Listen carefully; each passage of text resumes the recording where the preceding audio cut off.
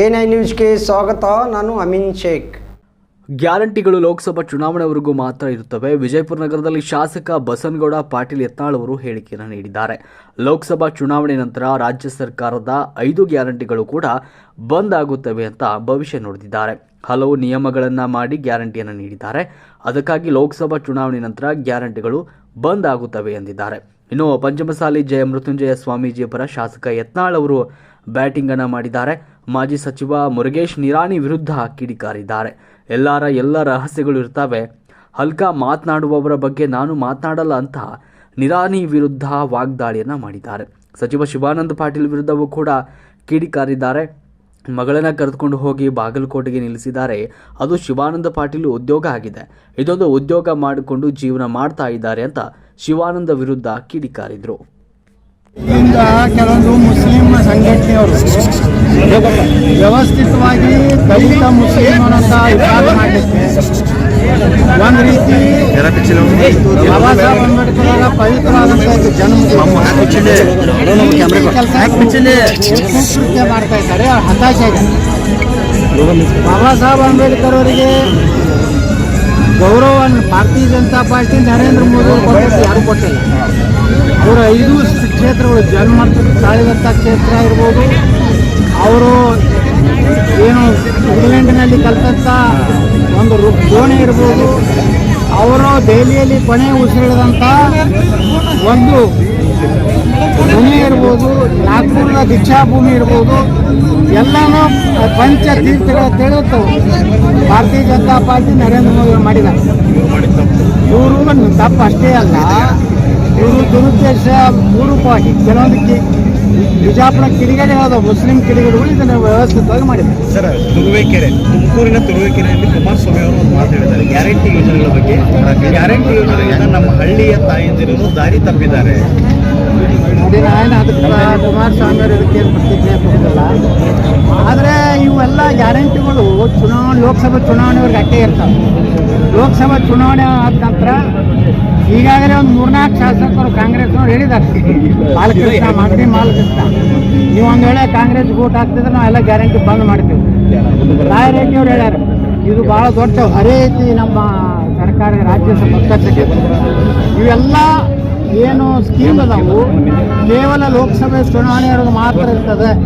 ಲೋಕಸಭೆ ಚುನಾವಣೆ ಆದಮೇಲೆ ಹಂತವಾಗಿ ಒಂದೊಂದು ನೆಪ ಮಾಡಿ ಈಗಾಗಲೇ ಕೊಡಬೇಕಾದ್ರೆ ನೆಪ ಮಾಡಿ ಕೊಟ್ಟಾರ.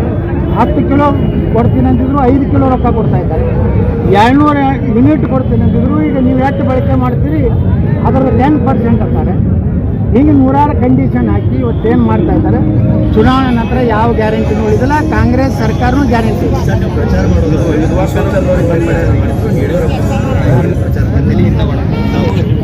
ಶಿವಮೊಗ್ಗದ ದೊಡ್ಡ ದೊಡ್ಡ ನಾಯಕರು ಅದಾರ.